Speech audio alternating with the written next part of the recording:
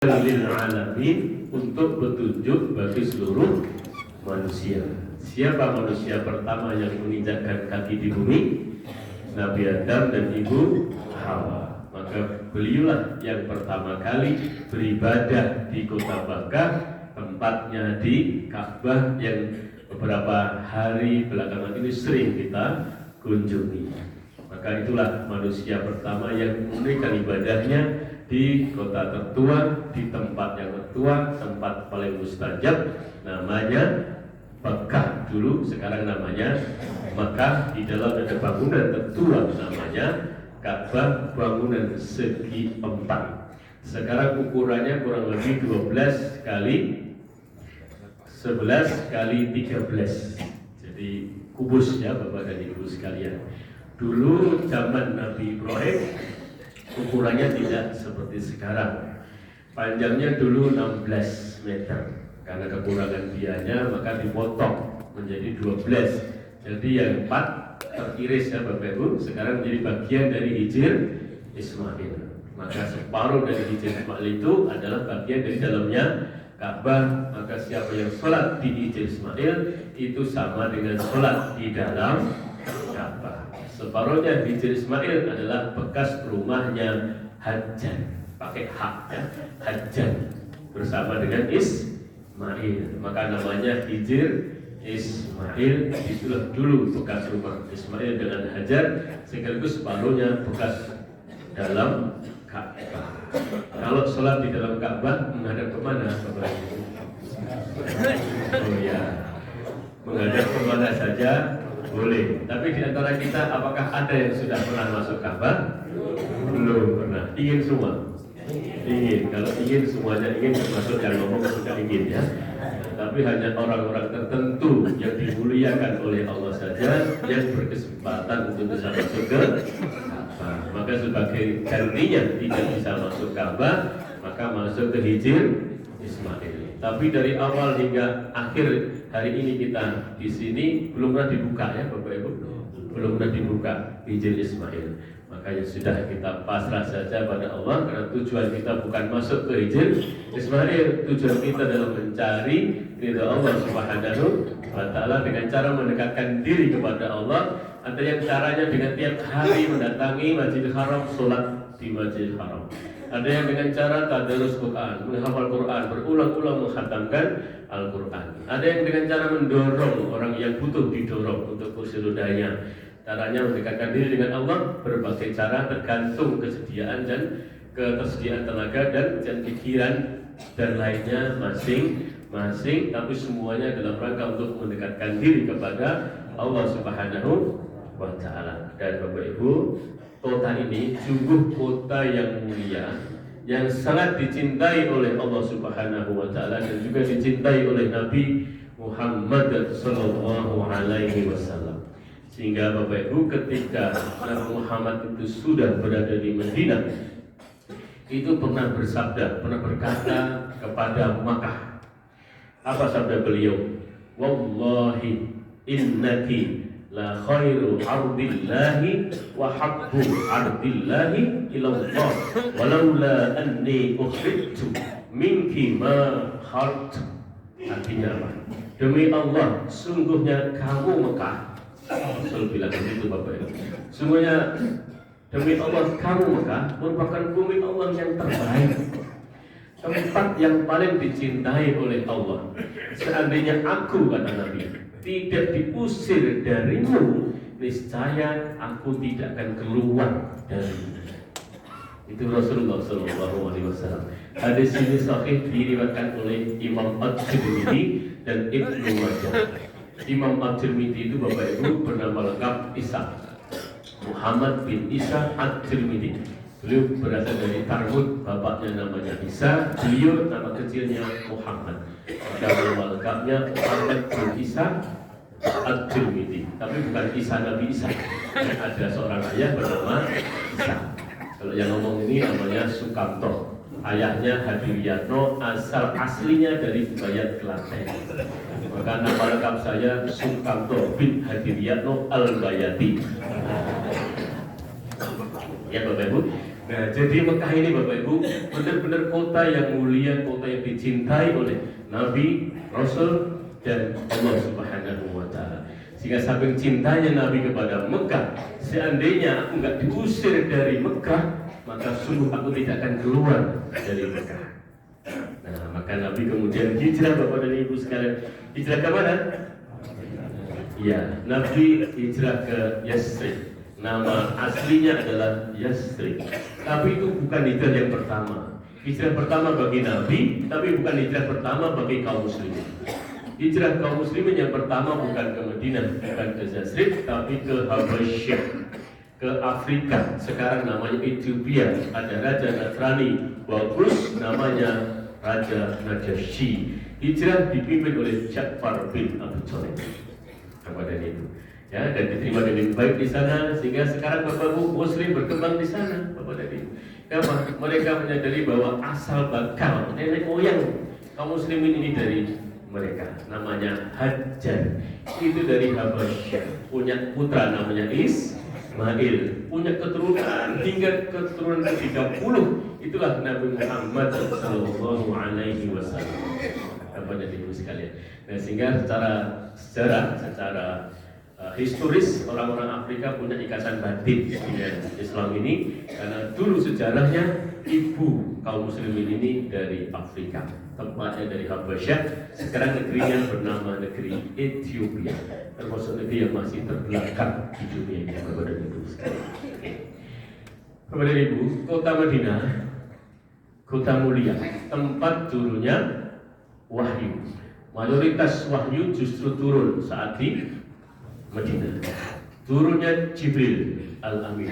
Gelar Jibril ini Al-Amin, sama dengan gelar Nabi Muhammad ketika sebelum diangkat jadi Rasul. Orang-orang Mekah memberi gelar Al-Amin. Maka Jibril Al-Amin, Jibrilah malaikat yang tidak pernah korupsi ayat. Ya kan Bapak ya? Iya, Jibril tidak pernah korupsi ayat. 1 koma saja tidak pernah dikorupsi. Itulah Jibril alaihissalam. Maka kota Madinah adalah kota mulia kedua setelah Mekah. Bapak dan Ibu sekalian. Disinilah tempat turunnya wahyu. Di sini pula berarti Jibril Al-Amin itu sering membawakan wahyu kepada Nabi Muhammad Sallallahu Alaihi Wasallam.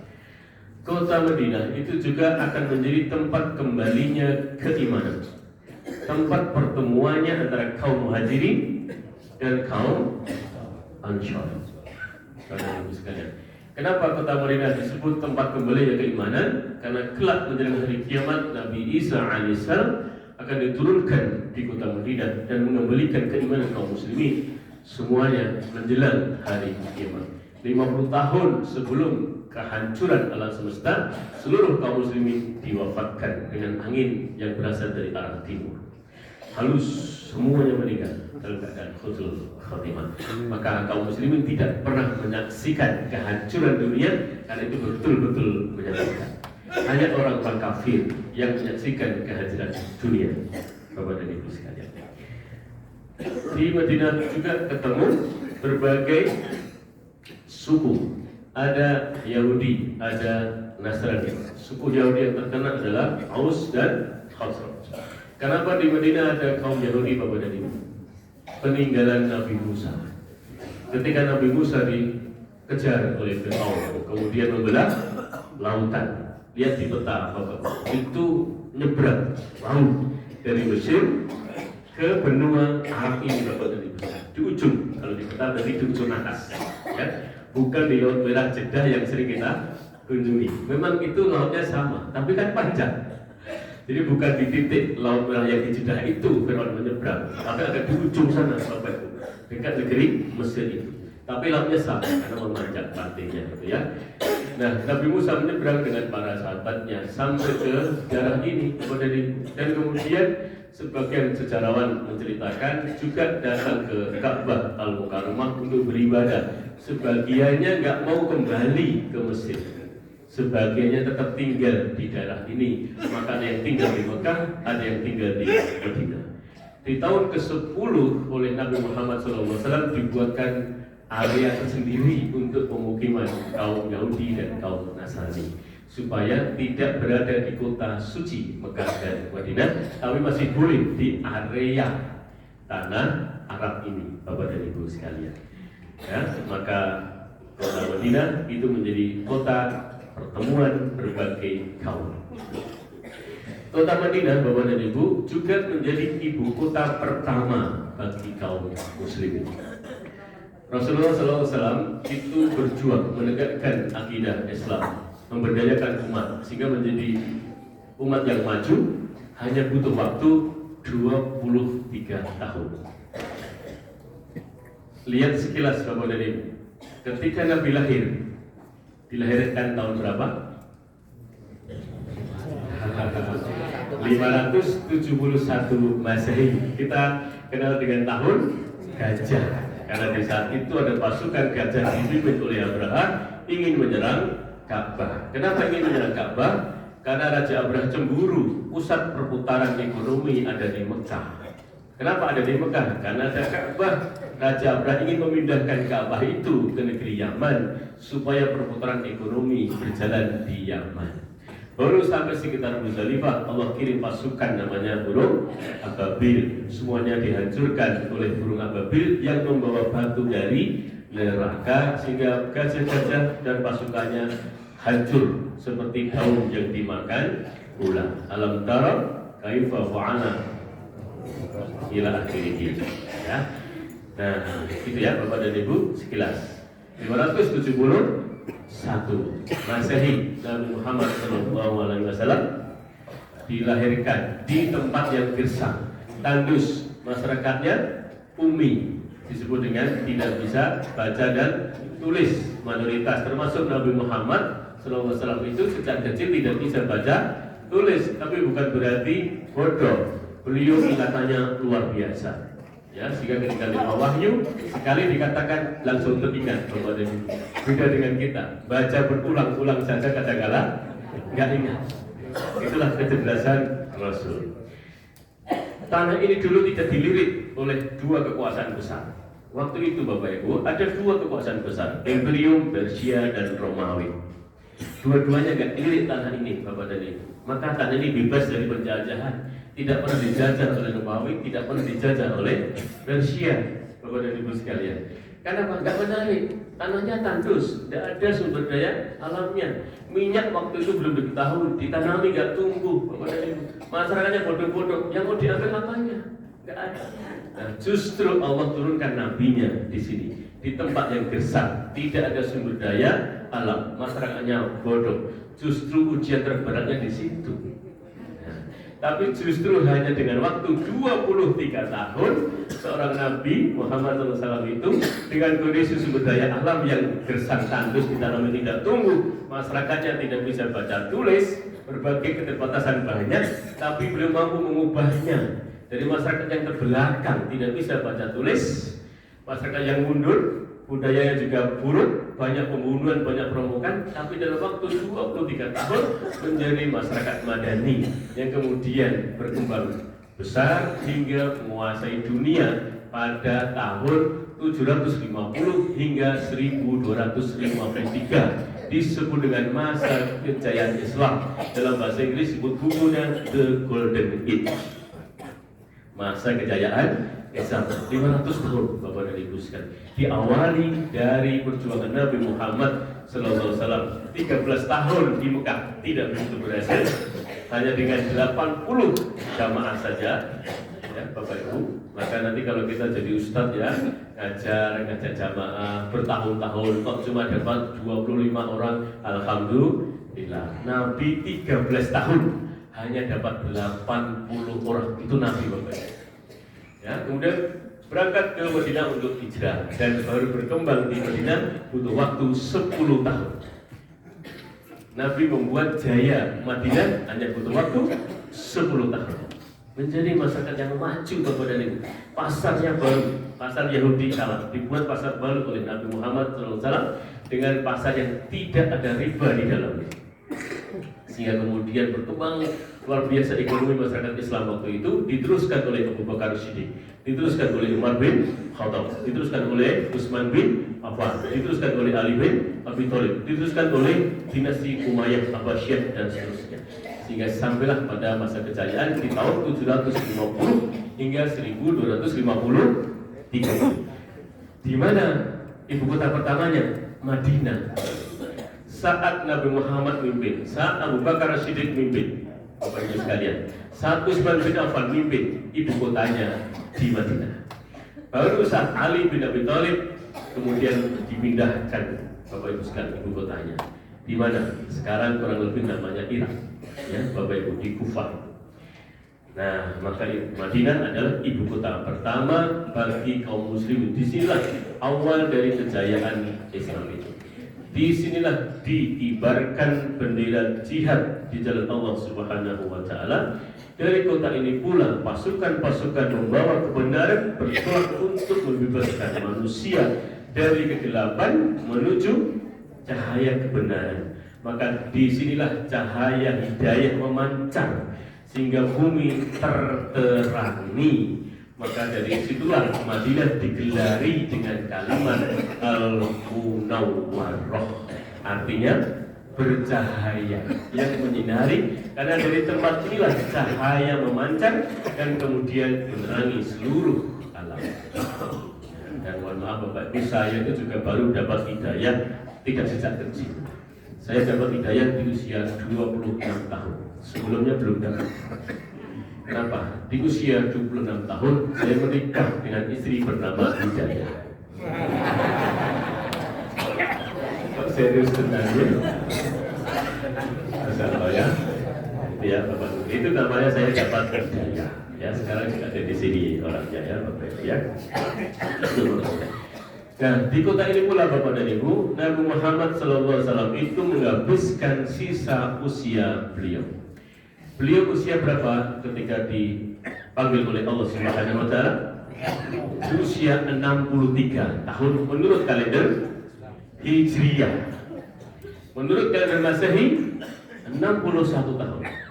Beliau lahir di 571, meninggal di 632. Kenapa? Selisih hari antara kalender Masehi dengan Hijriyah setiap tahunnya 11 hari. Kalender Masehi 365 seperempat. Kalender Hijriah 354 seperempat.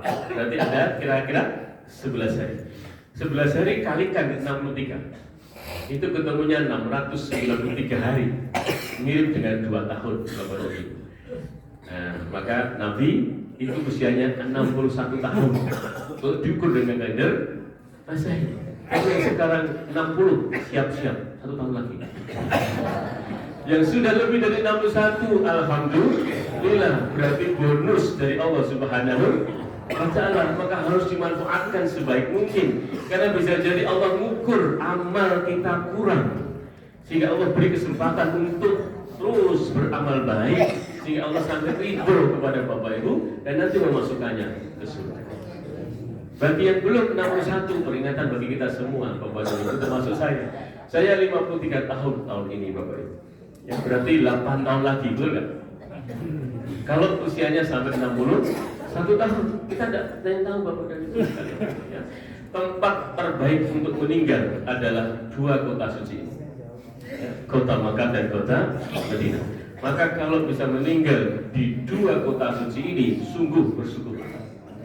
Kalau tidak, ya kita pasrahkan kepada Allah Subhanahu wa Ta'ala. Yang penting kita bermohon akhir yang baik, Bapak dan Ibu sekalian. Ya, meninggal di 2 tanah suci ini, 1 bebas dari fitnah Dajjal, 2 disolatkan oleh orang banyak, 3 dikuburkan di tempat yang mulia bersama dengan kaum muslimin, gak dicampur-campur Bapak dan Ibu sekalian. Dan itu akan diziarahi oleh orang banyak. Itu Bapak Ibu. Alhamdulillah tadi saya kesempatan bersama dengan teman-teman dan keluarga mengunjungi makam Soraya di Al-Qadra. Itu kalau naik taksi, 1 taksi 200 rial Bapak dan Ibu, bisa diisi 6 orang. Ya. Senang Bapak Ibu kita bisa lihat posisi titik di mana batu nisan ditaruh. di sahabat kita, Bapak Suhaib dari Haramain dan Bapak Nadirin dari Aisyah, Bapak dan Ibu. Kita foto, kita lihat ya, ini posisinya di blok 22 untuk Pak Nadirin di nomor 79. Nanti kita hitung dari depan. Kalau satu baris isinya 5, berarti 79 berada pada baris ke-16 di urutan kedua dari sebelah kiri. Begitu Bapak Ibu. Jadi di sini tertib sekali untuk naruh jasad itu Bapak dan Ibu sekalian. Ya, kita datang, kita doakan ya Bapak dan Ibu. Dan suatu saat nanti pasti yang keempat untuk nanti keluarganya, insya Allah pasti bisa datang ke sini. Amin ya Rabbal Alamin. Kemarin sudah WA ke teman satu regunya bahwa mereka berniat untuk datang ke sini untuk ziarah. Maka harus ada perwakilan yang pernah mengunjungi tempat makamnya supaya kelak bisa menunjukkannya Bapak. Oh di sini, nggak nyari-nyari lagi gitu maksudnya. Ya Bapak dan Ibu, keuntungan-keuntungan. Tapi takdir Allah lah yang berkata kita akan meninggal wafat di mana. Bapak dan Ibu sekalian, Nabi menghabiskan sisa usianya di Madinah. Insya Allah kita akan kunjungi Bapak dan Ibu sekalian makam Nabi Muhammad Sallallahu Alaihi Wasallam. Setiap Nabi itu dilahirkan di tempat dia meninggal. Semua Nabi Ibrahim meninggal di mana? Meninggal di Palestina. Maka Nabi Ibrahim dikuburkan di Palestina. Bapak dan Ibu, Ismail seorang nabi meninggal di mana? Di tanah Arab ini Bapak Ibu. Para ahli sejarah tidak bisa menunjukkan secara tepat di manakah beliau itu meninggal, di titik yang mana. Tapi yang jelas di Jazirah Arab ini. Nabi Muhammad SAW meninggal di mana? Meninggal di atas pangkuan Aisyah. Jadi di mana? Di biliknya Aisyah. Jadi di rumah Aisyah bersama Rasulullah SAW. Maka di bilik itulah kemudian digali untuk memakamkan beliau. Yang besok insya Allah Bapak Ibu akan kita kunjungi pula makam Nabi Muhammad Sallallahu Alaihi Wasallam. Dan kelak Bapak dan Ibu, Nabi Muhammad juga akan dibangkitkan dari tempat itu. Itulah kubur pertama yang oleh Allah akan dibuka pertama kali di antara kubur-kubur yang ada di bumi, yaitu kubur Nabi Muhammad Sallallahu Alaihi Wasallam, karena beliau harus memberi syafaat kepada orang-orang yang dibangkitkan di kuburnya setelahnya. Kalau beliau dibangkitkan belakangan, yang dibangkitkan duluan nggak bisa dapat syafaatnya. Maka Nabi Muhammad Sallallahu Alaihi Wasallam menurut para ahli fikih akan dibangkitkan pertama kali. Kuburnya terbuka pertama kali supaya Nabi Muhammad SAW itu bisa memberikan syafaat kepada kaum muslimin setelah dibangkitkan maksudnya. Dan jasad Nabi Bapak Ibu itu utuh hingga hari ini. Jasad orang-orang soleh Bapak Ibu itu tidak mampu dimakan oleh bakteri di bumi. Jasad Nabi utuh. Dan beberapa puluh tahun yang lalu pernah ada percobaan mencuri jasad Nabi, tapi gagal. Tidak hanya Nabi Bapak Ibu, orang-orang yang soleh, bagaimana ini pernah menyaksikan. Ada orang yang sudah dikubur berpuluh-puluh tahun, mau dipindah jasadnya, ternyata dibuka masih utuh dengan kain morinya. Betul kan Bapaknya? Iya. Maka Allah itu melindungi jasad orang-orang yang suci. Demikian juga jasad Nabi Muhammad SAW utuh Bapak dan Ibu sekalian. Maka besok ketika kita ziarah ke makam Nabi, walaupun Nabi sudah wafat, tidak bisa berkata-kata dengan kita lagi, maka rasakan getarannya, seolah-olah kita itu sedang silaturahim ke rumah Nabi dan Nabi seolah-olah masih hidup. Tapi jangan pernah meminta kepada Nabi kita cukup bersolawat sesuai dengan ajaran yang diberikan kepada kita. Allahumma salli ala Muhammad wa ala ali Muhammad. Bolehkah menambahkan kata Sayyidina? Boleh saja di luar sholat Bapak dan Ibu, karena Sayyidina itu bentuk penghormatan, panggilan kepada beliau. Allahumma salli ala Sayyidina Muhammad wa ala ali Sayyidina Muhammad. Jangankan kepada Nabi, kepada Ustaz saja kadang-kadang kita berkata Habibina, betul nggak? orang yang kami kasihi, Sayyiduna, ya kan? Iya, jangankan kepada Nabi, pada orang saja kadang-kadang kita berkata Sayyidina. Orang-orang Arab di Indonesia disebut Sayyid, betul nggak? Kampungnya namanya Syahidan, betul nggak?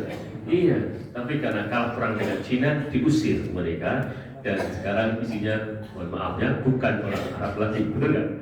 Ya, tapi dalam itu masalah sejarah ya, Bapak dan Ibu. Kembali ke laptop kota Madinah. Jadi Nabi Muhammad SAW nanti juga akan dibangkitkan pertama kali di tempat ini, terbuka pertama kali kuburannya, dan insya Allah akan memberikan syafaat kepada kaum muslimin. Ketika memasuki kota Madinah, Bapak dan Ibu, ada doanya. Doanya adalah Allahumma hada haramu rasulika waj'alhu wiqayatan minan nar wa amanatan minal adabi wa su'al hisab ya, tak ulang ya Bapak ya. Nanti saya akan bagi materi ini Bapak Ibu ke semua jamaah, sehingga kelak ketika kita naik bus sudah masuk tapal batas kota Madinah, doa ini dibaca. Ya, ini bagian dari sunnah Nabi Muhammad SAW ketika mengunjungi kota Madinah, diambil dari hadis yang sahih. Allahumma hada haramu rasulika waj'alhu wiqayatan minan nar wa amanatan minal adabi wa su'al hisab. Ya, artinya ya Allah, negeri ini adalah tanah haram Rasulmu, maka jadikanlah ia bagiku penjaga dari neraka, aman dari siksa dan buruknya perhitungan di hari kemudian. Itu isinya Bapak Ibu. Ya. Lanjut Bapak dan Ibu. Lalu keutamaan kota Madinah itu apa saja? Yang pertama, di antara keutamaan kota Madinah adalah Allah Subhanahu wa Ta'ala Azza wa Jalla menjadikannya sebagai kota yang haram dan aman. Haram itu artinya apa? Haram itu bisa berarti mulia, bisa berarti yang disucikan, ya, bisa berarti dilarang untuk melakukan hal-hal tertentu. Maka di tanah haram, kalau dua namanya haramain, maka Mekah dan Madinah disebut dengan haramain. Ya Bapak Ibu. Maka penjaga dua tanah suci gelarnya haramain asyarifain. Kalau Bapak Ibu baca tulisan di Grand Yam, ada hotel tinggi itu, ada jam, bawahnya ada tulisannya Waqaf Al-Malik Abdul Aziz Haramain As-Syarifain. Gedung ini adalah wakaf dari Raja Abdul Aziz, penjaga dua tanah suci, penjaga atau pelayan, ya Bapak dan Ibu. Maka gedung yang tinggi itu Bapak Ibu, berikut dengan hasil operasionalnya adalah wakaf, dipakai untuk membiayai biaya operasional dua Masjidil Haram, yaitu Masjid Al-Haram di Mekah dan Masjid Al-Haram di Madinah. Berapa jumlah tenaga kerjanya? Di Mekah kurang lebih 10.000 hingga 11.000 orang Bapak dan Ibu. Semua gajian, termasuk imam, itu gajian Bapak Ibu. Demikian juga di Madinah, itu karyawannya kurang lebih 8.000 orang. Semuanya gajian Bapak dan Ibu, profesional, makanya bagus kerjanya kan. Yang mereka sudah bekerja, dapat ibadahnya, dapat duitnya, ya kan? Lengkap itu Bapak dan Ibu. Ya. Dibiayai dari wakaf. Salah satunya wakaf Malik Abdul Aziz. Di sebelahnya ada Hotel Hilton. Hotel Hilton itu juga wakaf Bapak dan Ibu. Sebelahnya ada Dar atau itu juga wakaf. Jadi beberapa gedung di sekitar itu wakaf para imam, kemudian para pangeran kerajaan Bapak dan Ibu sekalian. Ya, jadi kita berhusnuzon, mereka juga orang-orang baik Bapak dan Ibu, ya, yang punya semangat untuk melayani jamaah haji dan umroh dengan baik. kembali ke kota Madinah. Kota Madinah adalah kota haram, kota yang mulia, kota yang suci, kota yang dilarang untuk melakukan kemaksiatan, kejahatan. Maka di kota Mekah dan Madinah dilarang untuk berperang, untuk menumpahkan darah. Kita yang hadir di sini dilarang untuk berbuat fasik, membunuh hewan tanpa alasan, ya, memotong tanaman tanpa alasan. Dilarang kepada ibu sekalian. Ini tanah haram. Apalagi berkelahi saling bunuh, dilarang di tanah haram. Itu artinya haram. Itu, ya. Nah, maka masjidnya panggilannya haram juga. Di sini disebut Masjidil Haram. Di sana disebut Masjid Nabawi. Tapi orang Madinah nanti kalau ngawani Bapak Ibu naik taksi, manggilnya juga haram. Artinya ke Masjidil Haram, ke Masjidil Haram yang ada di Madinah. Tapi nama yang diberi nama oleh Nabi adalah masjidku, kata Nabi. Masjidil Hada. Nanti hadisnya saya bacakan. Ya, nah, tapi secara umum dua itu disebut dengan Masjidil Haram. Hanya saja yang satu berada di Mekah, yang satu berada di Madinah. Dua-duanya masjid suci maksudnya, di tempat yang suci. Maka dua kota itu disebut dengan kota suci. Kalau Mekah Al-Mukarramah yang menjadi kota haram atau kota suci adalah Nabi Ibrahim alaihissalam. Kalau Madinah yang menjulukinya atau yang menamainya menjadi kota suci adalah Nabi Muhammad sallallahu alaihi wasallam. Ada di hadis riwayat Imam Muslim. Imam Muslim itu bernama lengkap Abdul Husain Muslim bin Al-Hadads Al-Qushairi An-Naisaburi. Siapa Bapak Ibu? Panjang ya. Ya, maka dikenal dengan Imam Muslim karena namanya ada kata muslimnya. Abdul Husain Muslim. Orang biasa dipanggil nama belakangnya. Ayahnya namanya Al-Hadads Al-Qushairi. Asalnya dari Naisabur. Naisabur itu sekarang bagian dari wilayah Uzbekistan. Bapak Ibu, sahabatnya namanya Imam Al-Bukhari. Nama aslinya Muhammad, ayahnya Ismail, asalnya dari Bukhara. Maka nama lengkapnya Imam Muhammad bin Ismail Al-Bukhari dengan panggilan terkenal Imam Al-Bukhari. Itu ya. Itu satu daerah Bapak Ibu, Bukhara sama Naisabur sekarang bagian dari wilayah Uzbekistan. Maka orang-orang Uzbekistan banyak kesini Bapak Ibu, ya, karena sejarah para murid-murid dari Imam Al-Bukhari dan murid-murid Imam Muslim itu Bapak dan Ibu. Kalau Bapak Ibu tahu Imam di Masjidil Haram sekarang yang masih sugeng, masih hidup, pemimpinnya namanya siapa? Namanya adalah Imam Abdurrahman As-Sudais, yang suaranya cemengkling itu Bapak ya. Alhamdulillahirabbil alamin Ar-Rahmanir Rahim Maliki Yaumiddin. Ini baru bikin Bapak Ibu. Ya, suaranya kayak gitu tuh Bapak Ibu ya. Itu Abdurrahman As-Sudais. Kecilnya nakalnya luar biasa Bapak dan Ibu ya. Dari kecil ibunya sedang memasak karena akan ada tamu Bapak Ibu. Sudah siap disajikan, itu Abdurrahman As-Sudais kecil dari luar bawa pasir ditaburkan ke makanannya ibunya itu. Kira-kira ibunya marah tuh? Ya? Marah. Maka kemudian bilang sama Abdurrahman As-Sudais, "Ishaq ila Masjidil Haram, Imam ini." Pergi sana ke imam, pergi sana ke Mekah, ke Mukarramah, ke Masjidil Haram. Jadi imam di sana. Begitu. Jadi marahnya diluapkan dengan kalimat yang bagus maksudnya. Pergi sana ke Masjidil Haram. Jadi imam di sana. Wah, itu kalimat ibunya Bapak dan Ibu. Saking marahnya tadi itu.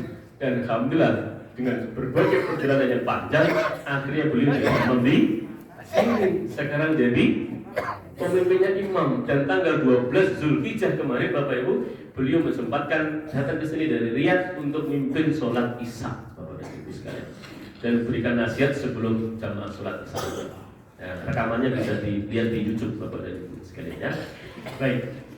Jadi Bapak Ibu, Inna Ibrahim harrama Makkah wa inni haramtul Madinah, kata Nabi dalam hadis riwayat Imam Muslim.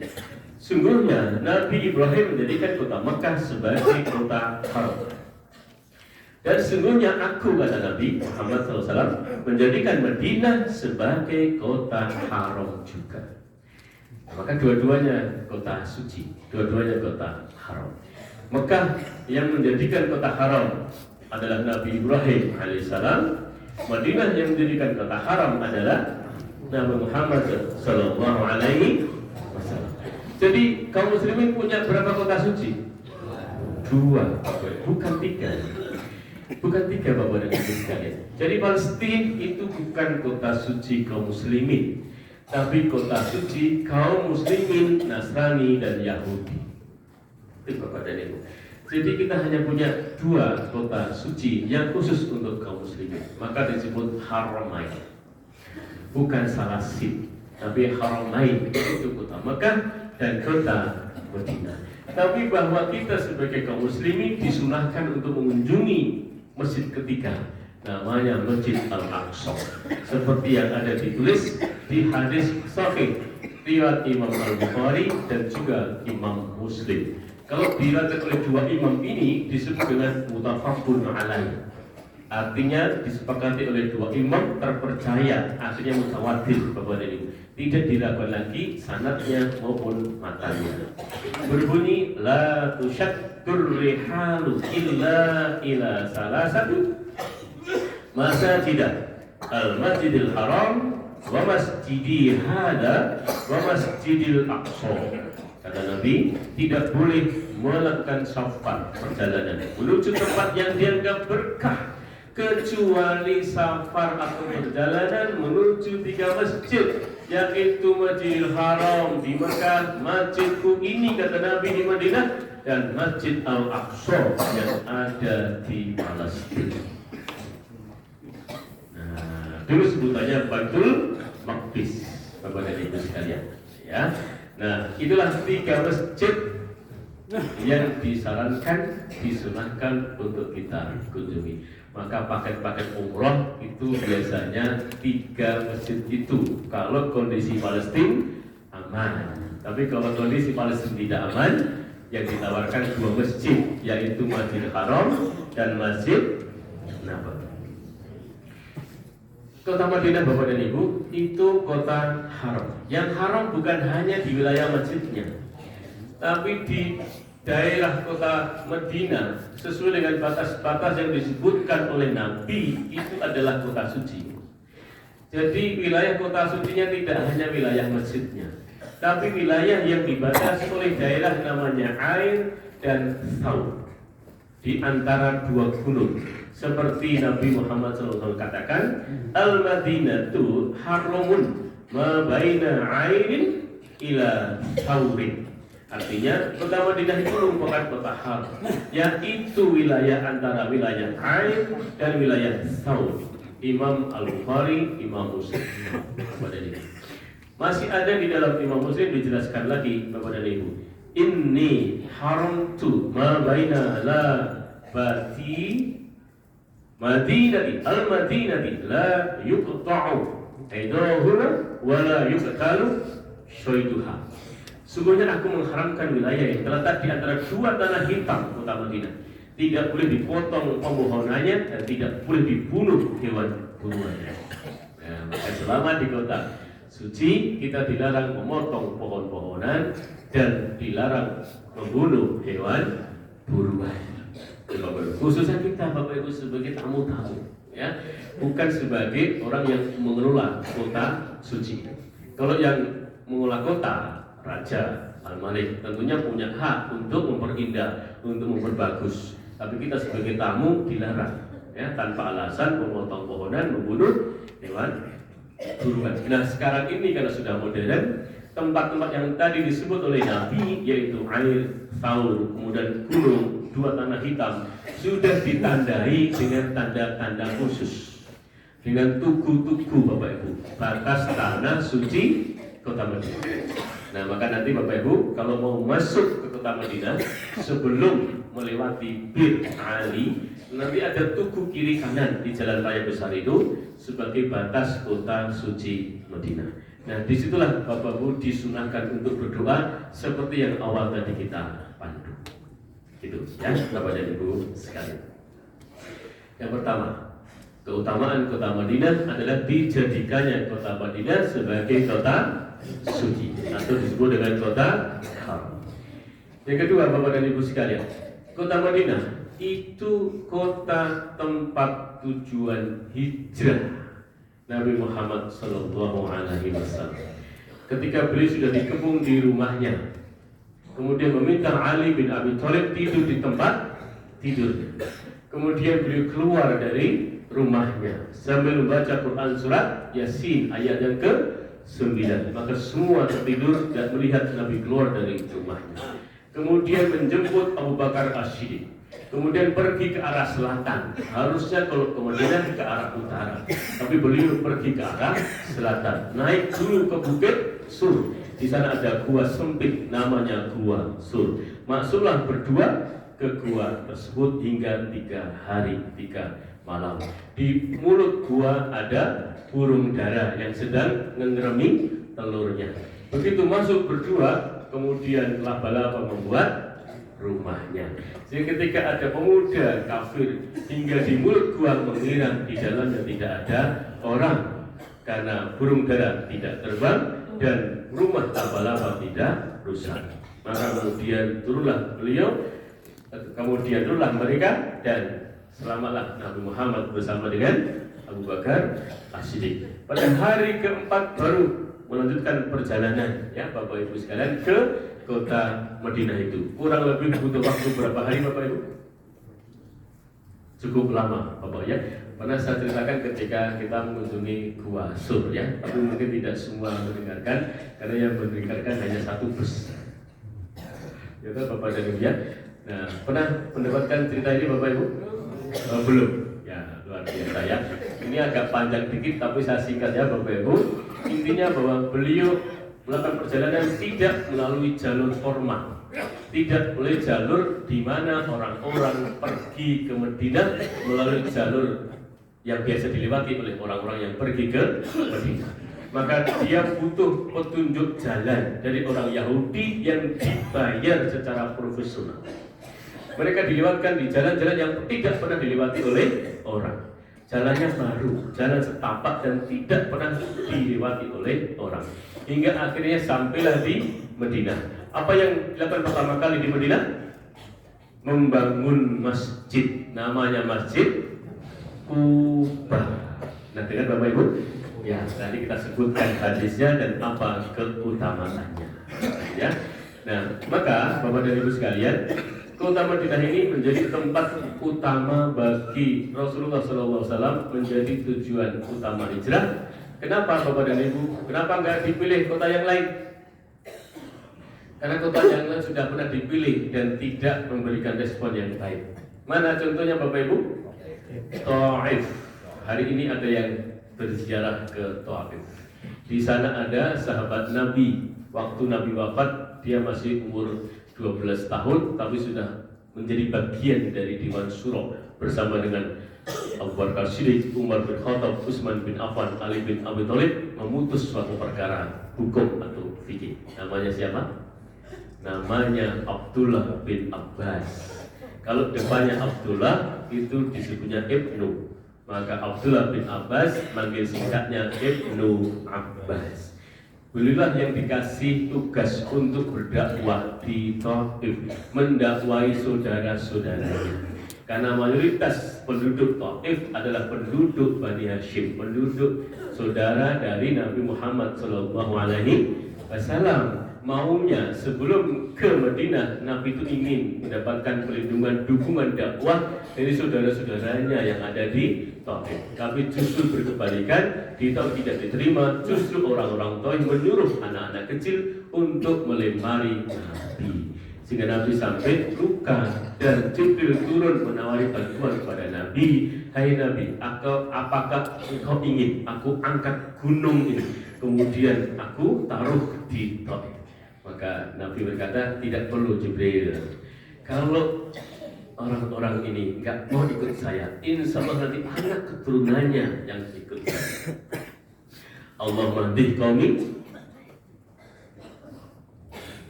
Lanjutannya apa Bapak-Ibu? Allahumma dzih qaumi fa innahum la ya'lamun, gitu ya. Nah, ya Allah, berilah petunjuk pada kami dan orang-orang ini karena mereka tidak tahu melakukan ini ya Allah. Luar biasa Bapak-Ibu ya. Coba kalau kita gitu ya. Wis ngajak ape-ape gitu ya, ditolak malah mulai dibujuki. Itu kira-kira ngomong apa Bapak-Ibu ya? Nah, maksudnya Nabi itu luar biasa, nggak ada sifat dendamnya. Ya sudah, kalau orang-orang ini nggak mau ikuti dakwahku, insya Allah anak keturunanku, anak keturunan mereka nanti akan ikut aku. Maka Nabi kemudian mengutus Bapak Ibu sebelum meninggal itu, Ibnu Abbas nanti akan bertugas untuk mendawai kaumnya, saudara-saudaranya di Taif. Dan Ibnu Abbas kemudian meninggal di Taif ini Bapak Ibu. Maka orang-orang yang ke Taif itu menziarahi makam Ibnu Abbas. Di sana ada pusat dakwahnya Ibnu Abbas, ada perpustakaannya, ada masjidnya, dan juga ada kebun-kebun buah-buahannya. Ada tempat parfum paling terkenal di Mekah ini Bapak Ibu. Nah, mau berkunjung ke sana? Oh, mau bayar. Ya, anak-anak BCM itu nawarkan Bapak Ibu, tarifnya kurang lebih 85 rial. Yang tadi berangkat itu bayarnya 100 rial. Jadi kan beda-beda Bapak Ibu. Ya, anak-anak BCM saya undang kalau mau nawarkan biayanya 85 rial, tapi syaratnya minimum 1 grup 40 orang. Jadi kalau 80 orang berarti 2 grup masing-masing 85 rial. Itu boleh berjalan ke Taif kurang lebih 200 kilo dari tempat ini Bapak Ibu. Pulang pergi ya, berangkat pagi sampai sini nanti siang. Nah, itu kalau Taif Bapak dan Ibu sekalian ya. Nah, Madinah menjadi tempat hijrah. Di Taif ditolak, maka kemudian ambil pilihan yang kedua. Di mana kira-kira? Madinah. Kenapa Madinah menjadi tempat tujuan untuk hijrah? Karena sebagian murid-murid Nabi yang dari Madinah itu sudah ada yang berguru ke Mekah Bapak dan Ibu sekalian. Nah, murid-murid Nabi inilah yang kemudian pulang duluan.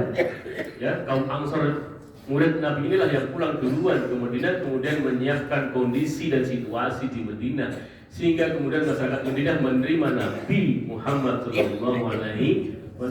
Jadi ada prolognya dulu Bapak, tidak tiba-tiba datang. Ya, ada sebagian kaum muslimin yang berasal dari Madinah sudah ngaji dulu kepada Nabi saat di Mekah itu. Kemudian mereka pulang menyiapkan para saudara-saudaranya kaum Ansor di Madinah supaya mau menerima kehadiran Nabi Muhammad SAW. Dan ingat Bapak Ibu, ketika para sahabat 80 orang termasuk Nabi hijrah ke Madinah, bawa harta benda atau tidak? Tidak ada. Syaratnya boleh pergi dari Mekah dengan aman oleh kaum Mekah disyaratkan satu, harus sudah muslim. Yang masih musyrik tidak boleh ikut hijrah. Dua, tidak boleh membawa harta benda. Jadi kalau punya kekayaan ditinggal dan menjadi haknya kaum musyrikin Mekah. Bapak Ibu, kalau dia suami istri, istrinya masih musyrik, tidak boleh dibawa pergi. Nah, jadi termasuk Abdurrahman bin Auf, Abu Bakar As-Siddiq, Umar bin Khattab, Utsman bin Affan yang kaya-kaya itu Bapak Ibu tidak pernah membawa hartanya ke Madinah karena tidak boleh Bapak Ibu sekalian. Nah, termasuk Abdurrahman bin Auf itu saudagar kaya sampai di Madinah menjadi fakir, menjadi miskin. Tapi ditawari oleh saudagar Ansor di Madinah, Abdurrahman bin Auf, engkau kaya, aku tahu. Nah, maka aku tawari kamu di Madinah ini. Satu, di antara rumahku yang paling bagus, kau pilih yang mana? Aku berikan padamu. Dua, di antara istriku yang kau sukai, yang mana? Aku ceraikan untuk kamu. Kok terus coba kabeh? Serius Bapak Ibu? Mohon maaf ya. Nah, nanti bisa baca sejarah. Saya enggak bohong Bapak Ibu ya. Jadi waktu itu Bapak Ibu, untuk memuliakan tamu, caranya dua. Satu, dengan memuliakan dengan hartanya. Yang kedua, memuliakan dengan istri. Karena rata-rata waktu itu istrinya orang kaya, enggak hanya satu, Bapak Ibu, lebih dari 10. Lawang sugih ya Bapak Ibu ya. Nah, maka kemudian ditawarkan dua itu bentuk kemuliaan terhadap sahabat yang dimuliakan itu. Maka kemudian menawari istri, waktu itu kemuliaan Bapak Ibu, bukan seperti sekarang. Tapi apa jawaban Abdurrahman? Tidak, dua-duanya gak kuambil, terima kasih. Cukup tunjukkan saya di mana letaknya pasar. Nah, maka kemudian Abdurrahman bin Auf pergi ke pasar. Di pasar membeli unta, jumlahnya 1000. Ya. Nah, tapi nggak pakai uang, dia hanya mengandalkan nama baik. Saya sahabatnya Rasul, bernama Abdurrahman bin Auf. Di Mekah saya termasuk orang kaya. Lanjut. Saya beli unta ini, tapi akan kubayar nanti sore. Boleh atau tidak? Oh, itu sebagai ilmu basic dalam perdagangan sebenarnya. Namanya perdagangan kecil. Bayar tunda namanya. Ya. Nah, kemudian oleh Abdurrahman bin Auf ini, unta yang 1000 ini Bapak Ibu dibawa, dijual di pasar yang berbeda dengan cara diambil talinya. Ketika membeli, unta bersama talinya. Ketika menjual, talinya dipisah, dijual dengan harga yang sama ketika membeli. Kira-kira laris manis atau tidak? Laris manis, karena nggak ambil untung dari untanya. Nah, untung dari mana? Dari talinya. Maka dia jual talinya sendiri, dia jual untanya. Itulah menjadi basic ilmu dalam perdagangan retail. Sekarang menjadi basis ilmu untuk jualan Indomaret, Alfamaret, Kamtomaret, dan lain-lain. Ya. Itu Bapak Ibu. Ya, itu ilmunya Abdurrahman bin Auf dalam studi ekonomi Islam. Ya, Bapak dan Ibu sekalian. Jadi begitulah kebanggaan kaum muslimin hijrah ke Madinah, Bapak Ibu, dengan penuh kebanggaan walaupun nggak membawa harta, tapi tidak pernah meminta-minta. Nah, jadi minta yang dibangun Rasul itu luar biasa loh Bapak ya. Walaupun melarat, nggak punya duit, tapi jangan pernah meminta-minta. Luar biasa. Coba kalau kita ditawari 2 tadi, kira-kira kita ambil nggak Bapak Ibu? Ya, jangankan kok harta, jangankan kok rumah, kok ditawari buah apel aja. Berebut kok Bapak ya. Coba kita ke masjid itu, ada halalan, ikut berarti ngantri nggak? Ngantri kita itu. Masya Allah ya. Nah, maka Bapak Ibu, kalau kita dimuliakan orang lain, muliakan pula orang lain. Tapi kalau kita dihina orang lain, muliakan diri kita tanpa harus menghina orang lain. Saya ulangi kalimat saya, Bapak Ibu. Kalau Anda dimuliakan orang lain, muliakan orang lain tersebut. Tapi kalau Anda dihina oleh orang lain, muliakan dirimu tanpa harus menghina orang lain. Ya, Bapak Ibu sekalian. Jadi jangan pernah kita menghinakan diri kita dengan menjadi orang yang bermental penerima, Bapak dan Ibu. Mari kita menjadi orang yang bermental memberi walaupun sedikit lebih terhormat daripada menerima walaupun banyak. Oke, ya Bapak Ibu. Jadi Madinah itu menjadi tempat tujuan hijrah yang utama. Nabi sampai di Madinah membangun Masjid Quba. Kemudian baru melanjutkan perjalanannya. Ketemu hari Jumat, maka beliau Jumatan dulu, maka ada Masjid Jum'ah. Baru sampailah ke tempat yang sekarang dibangun Masjid Nabi, namanya Masjid Nabawi Al-Munawwarah, sekaligus menjadi tempat tinggalnya di samping masjidnya. 3 Bapak dan Ibu, keutamaan Madinah adalah negeri yang dicintai oleh Rasulullah Sallallahu Alaihi Wasallam. Bagaimana tidak? Karena penduduk ini memberi pertolongan dan tempat bernaung untuk beliau, sehingga beliau sangat mencintai mereka dan mereka mencintainya, dan Rasul mencintai kota ini. Coba Taif menolaknya, Mekah menolaknya, Bapak dan Ibu. Satu-satunya kota waktu itu yang penduduknya mau menerima ya hanya Madinah. Coba bayangkan, coba kita ditolak di mana-mana, di kampung kita diusir, ya di kota lain kita diusir. Hanya ada satu kampung yang mau terima kita. Betapa kita nggak cinta pada kampung tersebut. Maka Rasul pun demikian. Maka Rasul mencintai Madinah karena Madinah lah yang menerima kehadiran beliau di saat beliau sedang susah, ditolak di mana-mana. Beliau ditolak bukan karena jeleknya, bukan karena tidak jujurnya, bukan karena jahatnya, tapi hanya karena membawa keyakinan yang berbeda. Bapak dan Ibu sekalian, hanya gara-gara membawa keyakinan yang berbeda. Tidak ada yang menilai bahwa Nabi itu jahat, tidak ada. Tidak ada yang menilai bahwa Nabi itu tidak jujur, tidak ada. Apa buktinya? Saat beliau diusir dari Mekah ke Madinah saja, di rumah beliau masih banyak barang titipan. Itulah Mengapa Ali disuruh tidur di tempat tidurnya dan kemudian wasiatnya adalah tolong kembalikan barang-barang titipan itu kepada pemiliknya. Itu loh Bapak dan Ibu sekalian ya. Nah, oleh karena itu Bapak dan Ibu, kota Madinah adalah kota yang dicintai oleh Rasulullah Shallallahu Alaihi Wasallam. Jika kalau kita mencintai Nabi, maka cintai apa yang dicintai oleh Nabi Muhammad Sallallahu Alaihi Wasallam. Dan Nabi pun termasuk mencintai gunung-gunung yang ada di Madinah. Gunung yang terkenal di Madinah, salah satunya adalah Gunung Uhud. Ya, insya Allah kita juga akan kunjungi di sana ya, Bapak dan Ibu sekalian. Nabi Muhammad SAW bersabda, ya Allah jadikanlah kami mencintai Madinah sebagaimana cinta kami kepada Mekah atau melebihinya. Beliau juga berkata di Gunung Uhud, ya Allah, ini adalah gunung yang mencintai kita dan kita mencintainya. Itulah sabda Nabi kepada para sahabat. Ketika di depan para sahabat, Nabi berkata, wahai sahabat sekalian, ini gunung yang mencintai kita dan kita mencintai gunung ini. Kenapa sabdanya demikian Bapak Ibu? Karena pada saat perang Uhud, Nabi masih terselamatkan di Gunung Uhud itu. Coba Allah nggak selamatkan di Gunung Uhud itu, selesai sudah dakwah Islam ini kepada Nabi. Ya, nanti kita ceritakan Uhud ketika pada waktunya ya, Bapak dan Ibu. 4. Keutamaan kota Madinah. Di kota Madinah itu ada masjid, disebut dengan Masjid Nabawi atau disebut dengan Masjid Rasulullah Shallallahu Alaihi Wasallam. Masjid ini Bapak Ibu terbaik kedua setelah Masjidil Haram. Jadi kota suci terbaik adalah Mekah. Masjid suci terbaiknya juga di sini Bapak Ibu. Itu objektif, Nabi yang mengatakannya, Nabi yang bersabda Bapak Ibu.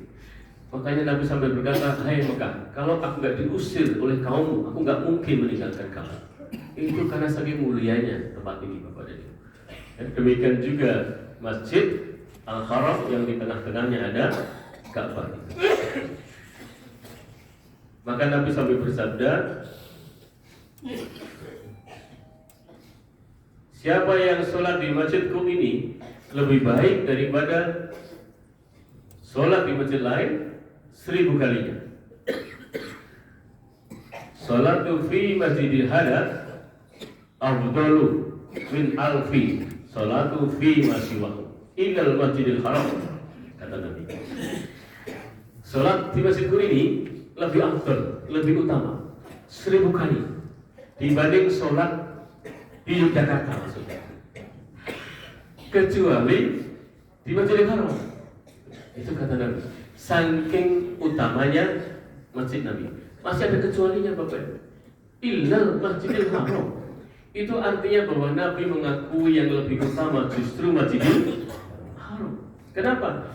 Salatu fi Masjidil Haram afdalu min mi'ati alfi salatu fi masiwahu. Karena salat di Masjidil Haram yang ada di sini Bapak Ibu, yang tengah-tengahnya ada Ka'bah itu min mi'ati alfi, lebih dari 100.000 kali. Salatu fi masiwahu, salat di luar Masjidil Haram, maksudnya salat di tanah air. Itu Bapak dan Ibu sekalian. Jadi kita sholat jengkang jengking ping 1.000 teng Yogyakarta. Iku padha karo sholat pisan teng Ka'bah niku. Bapak Ibu. Nah, maka Bapak Ibu yang masih punya kesempatan di sini, ya. Masih berapa hari Bapak Ibu? Kita akan berangkat tanggal 11 Juli malam hari Bapak Ibu, insya Allah ya, pukul 19.55. Itu harinya Selasa. Berarti ya, berarti kita masih punya hari Jumat, hari Sabtu, hari Minggu, hari Senin, hari Selasa pagi. Nah, silakan dimanfaatkan sebaik-baiknya Bapak Ibu, karena itu masjid terbaik di dunia, masjid terbesar, masjid terbaik, masjid paling tinggi afdal keutamaan sholatnya, yaitu 100.000 kali. Tapi yang mohon maaf jangan berhitung matematis ya Bapak Ibu, karena sudah sholat di sini 30 hari, kali, berarti 5 kali 30 hari, 150 kali 100.000 kali. Berapa itu? 15 juta. Oh, terus neng tanah air ora sholat. Kok ditanya, kenapa nggak sholat? Tabung aku sih oke. Jangan ya, Bapak dan Ibu. Ini maksudnya adalah hadis-hadis motivasi untuk memotivasi kita mengoptimalkan waktu, tenaga pikiran selama kita di tanah suci. Karena ini kota yang suci, masjidnya suci, dan manfaatnya mesti luar biasa. Dan Nabi menyarankan kita memperbanyak ibadah di tanah suci ini, termasuk di Masjidil Haram. Itu ya, Bapak dan Ibu sekalian. Kalau sholat di Masjid Nabawi di Madinah 1000 kali, sholat di Masjidil Haram 100.000 kali. Kalau Bapak Ibu sempat dan sholat di Masjidil Aqsa, di hadis yang lain dikatakan 500 kali. Nah, maka saking pentingnya 3 masjid ini disunahkan untuk mengunjungi, ya, bagi yang punya rezeki dan kesempatan, ya, Bapak dan Ibu sekalian. Ini keutamaan keempat, Bapak dan Ibu. Jadi Masjid Nabawi yang ada di Madinah itu punya keutamaan bagi yang sholat di dalamnya atau di pelatarannya. Yang penting masuk area masjid itu dapat kelipatan kebaikan 1000 kali. Jadi batasan masjid itu bukan dinding masjid ya Bapak Ibu ya. Batas masjid itu ditentukan oleh takmir masjid. Ya. Nah, kalau di Masjid Nabawi nanti batasnya adalah pagar. Di dalam pagar masjid, di luar pagar bukan masjid. Cirinya bukan masjid, sudah banyak orang berjualan. Kalau di dalam masjid tidak boleh ada orang berjualan. Karena siapa yang bertransaksi berjualan di dalam masjid didoakan oleh Nabi bangkrut. Maka tidak ada yang berani jualan di dalam masjid dan takmir melarangnya berjualan di dalam masjid. Nah, maka kalau kita di tanah air, para takmir harus jelas memberi batas, mana batas masjid untuk sholat dan mana batas bukan masjid untuk berniaga. Gitu ya, Bapak dan Ibu sekalian. Demikian juga di tanah haram ini Bapak Ibu, di Masjidil Haram ini batasnya juga jelas, ada pagar-pagar yang ditanam-tanam dia Bapak Ibu. Cirinya di situ askar melarang orang berjualan, itulah bagian dari pelataran yang dipakai untuk sholat, bagian dari masjid. Tapi ketika orang berjualan tidak dilarang oleh askar, dihalalkan, ada toko-tokonya malahan, berarti itu bukan bagian dari masjid. Itu Bapak dan Ibu ya. Nah, mana yang dilipatkan adalah yang sholat di area masjid, walaupun bukan di dalam masjid. Jelas ya Bapak Ibu? Ya, makanya ketika Bapak berangkat ke Masjidil Haram kok telat, bisa telat gitu, tidak bisa sampai ke dalam masjid. Yang penting sudah masuk area yang oleh askar ditandai batas untuk sholat dulu Bapak ya. Ada tahu tanda pagar-pagar hijau atau apa dia? Nah, itulah bagian dari yang disebut, yang dinyatakan oleh takmir Masjidil Haram ya, sebagai bagian dari masjid, dan insya Allah dapat pelipat gandaan 100.000 kali. Gitu Bapak Ibu ya. 4. Yang kelima, di Madinah Bapak Ibu ada masjid. Di dalam masjid itu ada satu tempat yang mulia selain makam, adalah Raudhah. Pernah dengar ya Bapak Ibu? Ya. Jadi salah satu keutamaan dari kota ini adalah adanya Raudhah. Apa itu Raudhah? Raudhah adalah salah satu dari taman surga. Di mana lokasinya? Lokasinya berada di antara rumahku kata Nabi dan mimbarku. Kata Nabi, baina baiti wa mimbari min riyadil jannah. Di antara rumahku dan mimbarku adalah bagian atau salah satu dari taman surga. Itu Bapak Ibu. Nah, luasnya berapa? Kalau diukur secara matematis kurang lebih hanya 300 meter persegi. Bapak dan Ibu sekalian. Jadi nanti masuk ke Masjid Nabawi, sekarang sudah diperluas. Yang memperluas namanya Raja Fahad. Ya. Itu sezaman dengan Presiden Soeharto, Bapak Ibu, ketika memimpin. Ya, beliaulah yang secara besar-besaran, secara masif melakukan perluasan kedua masjid ini, yaitu Masjid Al-Haram di Mekah dan Masjid Nabawi di Madinah. Itu Raja Fahad, Bapak Ibu. Sampai sekarang Masjid Nabawi itu belum diperluas lagi, Bapak Ibu, untuk masjidnya, bangunan masjidnya belum diperluas lagi. Ya, sejak Raja Fahad belum diperluas lagi. Kalau yang Masjidil Haram sudah diperluas sejak zaman Raja Abdullah, adik dari Raja Fahad. Diteruskan oleh adiknya lagi, namanya Raja Salman. Ya, sampai sekarang beliau masih sugeng, Raja Salman masih sugeng. Tapi yang operasional harian putranya, namanya Muhammad bin Salman. Ya, yang anak muda, cerdas, lulusan dari luar negeri S3, Bapak. Ini Muhammad Salman ini. Ya, nah banyak melakukan inovasi. Target itu selesai kurang lebih 2025, tapi karena ada COVID mungkin mundur, Bapak. 2028. Ya, sekarang besar sekali. Daya tampungnya kurang lebih bisa 4 juta orang, termasuk pelatarannya. Masjid Nabawi daya tampungnya 1,5 juta orang, termasuk pelatarannya. Ya, Bapak Ibu. Nah, Raudhah, Bapak Ibu, adalah bagian dari taman surga. Dan Bapak Ibu nanti punya kesempatan 1 kali untuk masuk. Sejak 2020 dibuat tertib, Bapak Ibu, untuk bisa masuk ke Raudhah. Sebelumnya untuk masuk Raudhah berebut. Ya. Nah, sekarang dibuat tertib, masing-masing diberi tiket. Semua jamaah umroh dan jamaah haji diberi tiket 1 kali untuk masuk ke Raudhah dan terhormat. Nanti menggunakan sistem antrian, Bapak Ibu. Ya, dan nama Bapak Ibu tertulis dalam tiket tersebut. Ya, nanti masuk.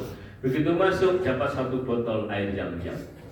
Kemudian dipersilakan untuk doa atau sholat di Raudhah kurang lebih 10 menit. Selesai, Bapak Ibu dipersilakan untuk keluar. Nanti antrian yang berikutnya masuk dengan tertib, Bapak Ibu. Tidak berdesak-desaan seperti tahun-tahun sebelumnya. Nah, sehingga yang sepuh-sepuh yang pakai kursi roda tetap boleh dan bisa diajak masuk ke Raudhah karena nggak ada desaan-desaan lagi. Nanti tasernya berdasarkan kloter. Ya, ada kloter 47, 48, 49, 50, 51, 52 untuk daerah istimewa Yogyakarta. Antriannya berdasarkan kloter, tidak berdasarkan KPIH. Oke, nanti berdasarkan kloter. Yang pegang tasernya ketua kloter, Bapak Ibu. Ngambil dari maktab atau ngambil dari markas sekarang namanya, Bapak Ibu. Ya, ini untuk Raudhah. Di Raudhah ini, Bapak Ibu, disebut bagian dari taman surga, dan ulama mengatakan ini bagian dari tanah di bumi yang kelak akan menjadi bagian dari taman surga. Yang kedua, disinilah Bapak Ibu Nabi itu mengajar ngaji ba'da maghrib hingga isya setiap hari kecuali ada agenda lain. Maka para sahabat-sahabat itu, Bapak Ibu, ngaji sama Rasul itu tradisinya ba'da maghrib hingga isya. Ya, Abu Bakar Siddiq, Umar bin Khattab, Utsman bin Affan, Ali bin Abi Thalib, sahabat-sahabat Nabi semuanya, Bapak Ibu, itu ngaji pada Rasul. Ada yang tukang nyatet, ada yang nggak nyatet tapi langsung hafal. Namanya Ali bin Abi Thalib. Ya, maka Ali bin Abi Thalib itu cerdas dan luar biasa, disebut sebagai pintu gerbangnya ilmu pengetahuan. Karena kalau sahabat-sahabat dari pelosok-pelosok suku Badui mau tanya sama Rasul, temu dulu sama Ali. Begitu sudah selesai dengan Ali, tidak perlu ketemu sama Rasul. Maka disebut pintu gerbangnya ilmu pengetahuan. Ya. Nah, di sini disebut dengan taman surga karena tempat untuk mencari surga. Tempat mencari surga itu diawali dengan mencari ilmu, Bapak dan Ibu sekalian. Man salaka thariqan yaltamisu fihi ilman sahalallahu lahu thariqan ilal jannah. Siapa yang fokus mencari majelis-majelis ilmu, maka baginya akan dimudahkan masuk ke surga. Maka ilmu bagian dari taman surga. Ilmu bagian dari cara memperoleh surga. Tuh, Bapak dan Ibu. Man salaka, salak itu artinya meligi, fokus, Bapak dan Ibu sekalian. Ya. Maka kalau Bapak Ibu pergi ke masjid gede di Kauman, Di dalam masjid itu ada tempat untuk ngaji, Bapak Ibu. Di belakangnya ada ukiran buah salak. Nah, karena mengingatkan dengan hadis ini, man salaka tariqan yaltamisu fihi ilman sahalallahu lahu bihi tariqan ilal jannah. Itu Bapak dan Ibu ya, simbol buah salak. Itu Bapak Ibu. Keluar masjid ada tanaman sawu dijejer-jejer, simbol lurusnya shaf jika mau masuk ke masjid sholat jamaah. Sawu sufufakum, paling atas di atas sufu minta malis sholat. Di atas mustofa simbol daun keluwih, artinya kemuliaan. Carilah kemuliaan hidup. Inna akramakum indallahi atqakum. Ya, di dalamnya juga ada ukiran buah waloh, obatnya waloh. Ya, itu simbol tauhid. Qul huwallahu ahad, Allahus samad, lam yalid wa lam yulad wa lam yakul lahu kufuwan ahad. Wong Jawa ngomong wallah angel wallah. Nah, juga ada ukiran buah nanas. Kenapa? Untuk bertauhid itu penuh godaan setan. Qul a'udzu birabbin nas, malikin nas, ilahin min syarril waswasil khannas alladzi yuwaswisu fi sudurin nas minal jinnati wan nas. Dan sampai saja. Raudhah ya Bapak Ibu. Jadi raudhah ini begitu agung, begitu mulia, hampir semua orang yang umroh dan haji ingin memasukinya, karena disitulah tempat mulia paling agung, mustajab untuk berdoa. Maka begitu masuk nanti Bapak Ibu silakan sholat 2 rakaat sesuai dengan waktunya. Kalau pagi berarti sholat duha, gitu ya. Nah, kalau siang sholat apa Bapak Ibu? Paling tidak itu minimum sholat tahiyatul masjid, gitu ya. Itu ya Bapak dan Ibu sekalian, silahkan mau sholat berapa rakaat monggo, 2 rakaat boleh, 4 rakaat boleh. Kalau tahiyatul masjid berapa rakaat? 2. Kalau duha?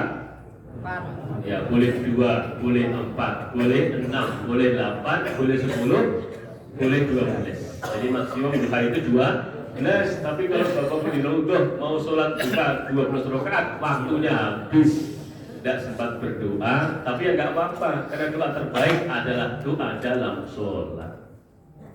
Ya, Raudhah itu adalah keutamaan kelima kota Madinah.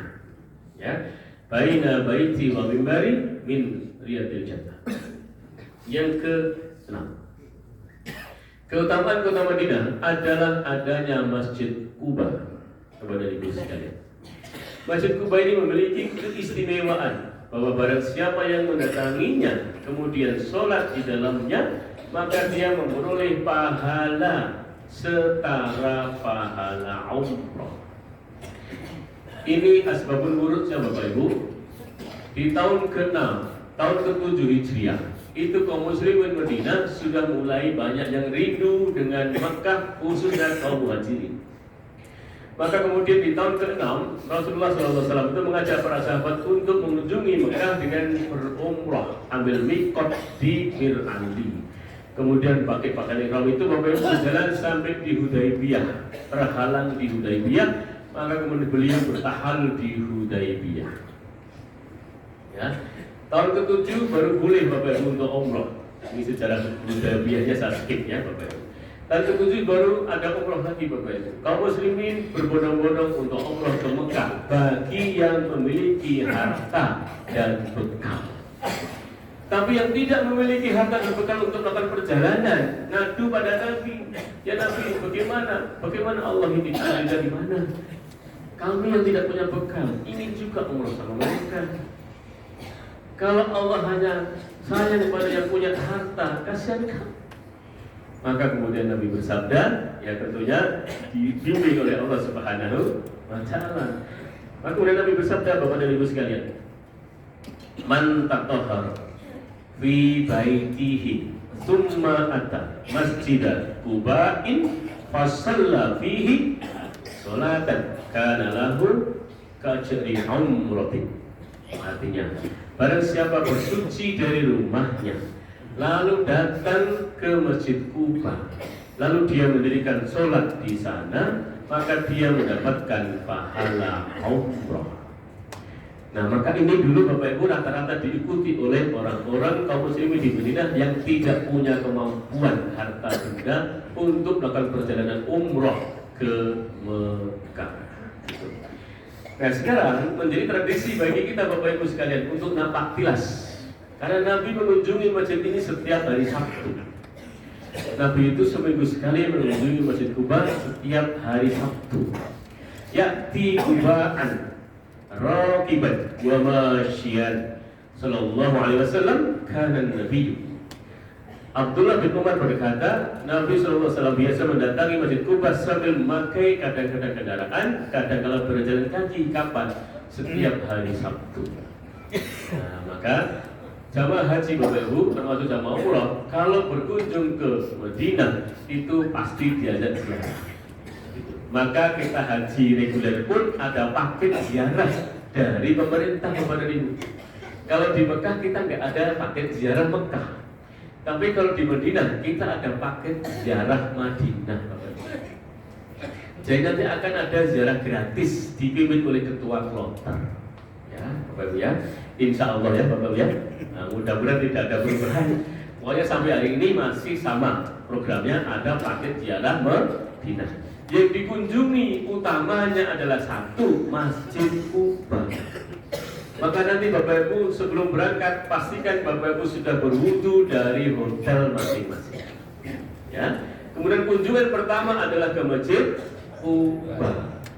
Pakaiannya biasa, sholat 2 rakaat di Masjid Kuba. Insya Allah kita dapat pahala setara umroh. Itu Bapak dan Ibu. Ya.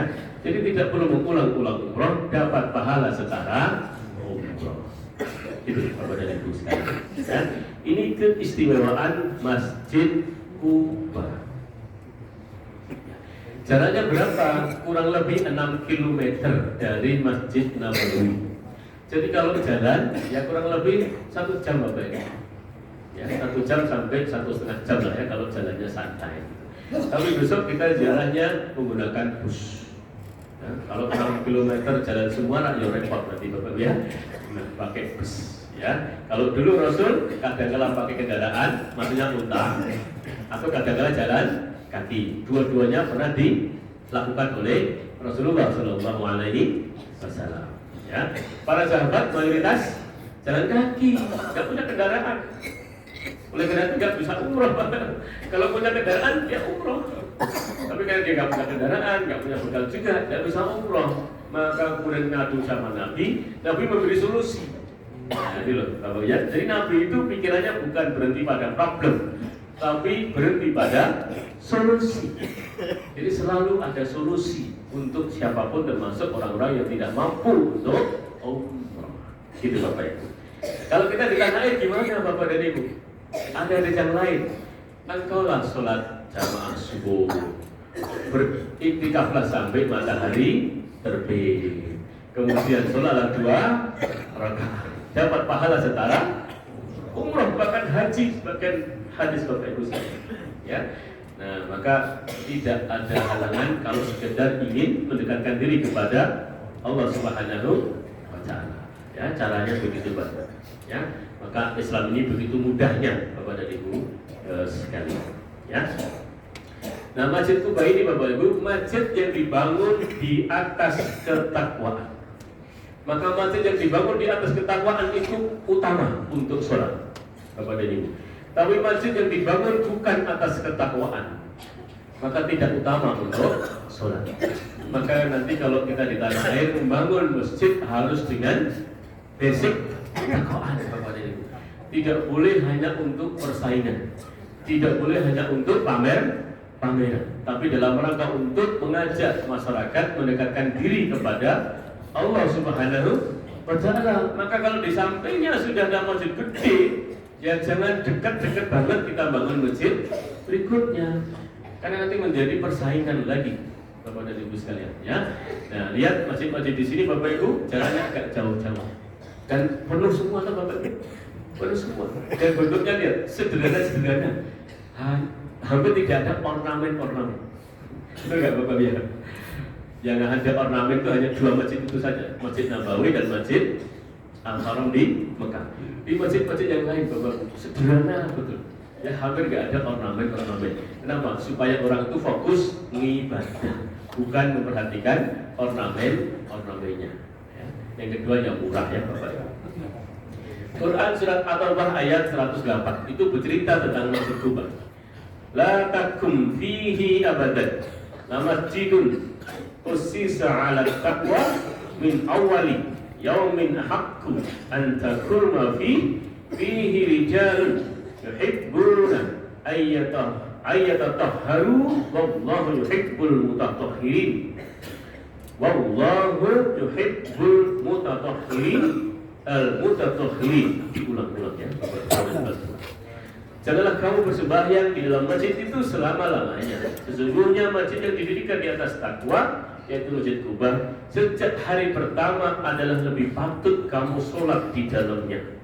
Di dalamnya masjid itu ada orang-orang yang ingin membersihkan diri, dan sesungguhnya Allah menyukai orang-orang yang bersih, lagi bersih. Itu ya Bapak Ibu. Quran surat At-Taubah ayat 108. 7 Bapak Ibu, kemuliaan kota Madinah. Kota Madinah termasuk kota Mekah itu adalah tempat utama untuk wafat. Insyaallah ya Bapak Ibu. Kalau Rasulullah sallallahu alaihi wasallam, "Man istata'a minkum ay yamuta bil Madinati fal yaf'al fa inni ashhadu liman mata biha." Telah menceritakan kepada kami Bakar bin Khalaf, telah menceritakan kepada kami Mu'az bin Hisam, telah menceritakan kepada kami ayatku dari Ayub, dari Nabi, dari Ibnu Umar. Dia berkata, Rasulullah SAW bersabda, barang siapa di antara kalian mampu meninggal dunia di kota Madinah, hendaknya ia melaksanakannya. Sungguhnya aku, kata Rasul, menjadi saksi bagi siapa saja yang meninggal di kota Madinah. Insyaallah kepada Ibu ya. Jadi kalau ditanya Bapak ingin meninggal di mana? Kalau usah dijawab ya Bapak Ibu ya. Pasrahkan kepada Allah Subhanahu wa Ta'ala. Karena orang banyak ingin meninggal di Madinah, tapi justru meninggal di tanah air. Orang nggak punya cita-cita meninggal di Madinah, justru meninggal di Madinah.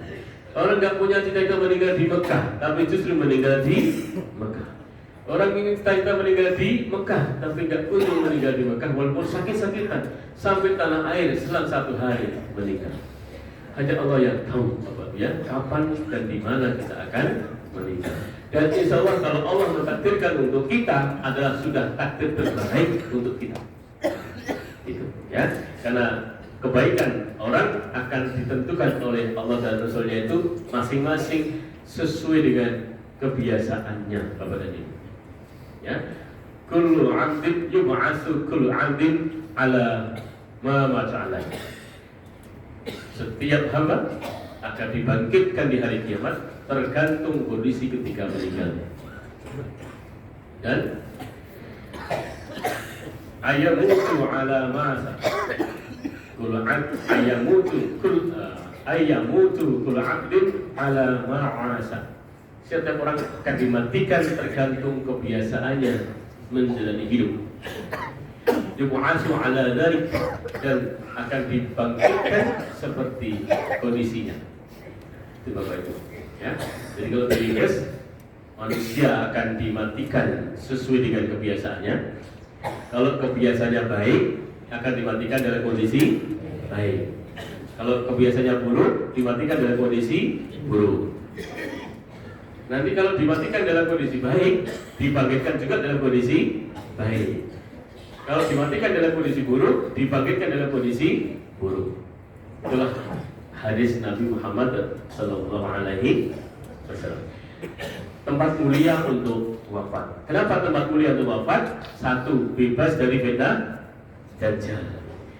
2, kalau meninggal di Madinah disolatkan oleh orang banyak, karena mayoritas disolatkan di Masjid Nabawi. Kalau di Mekah disolatkan di Masjidil Haram.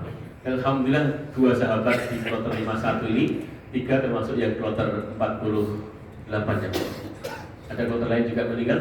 Itu semuanya kemarin disolatkan di Masjidil Haram, Bapak. Alhamdulillah. Jadi berjuta-juta orang mensolatkannya. Cuma meninggal di tanah air yang sudah berapa, Bapak? Enggak sampai 1000. Ya.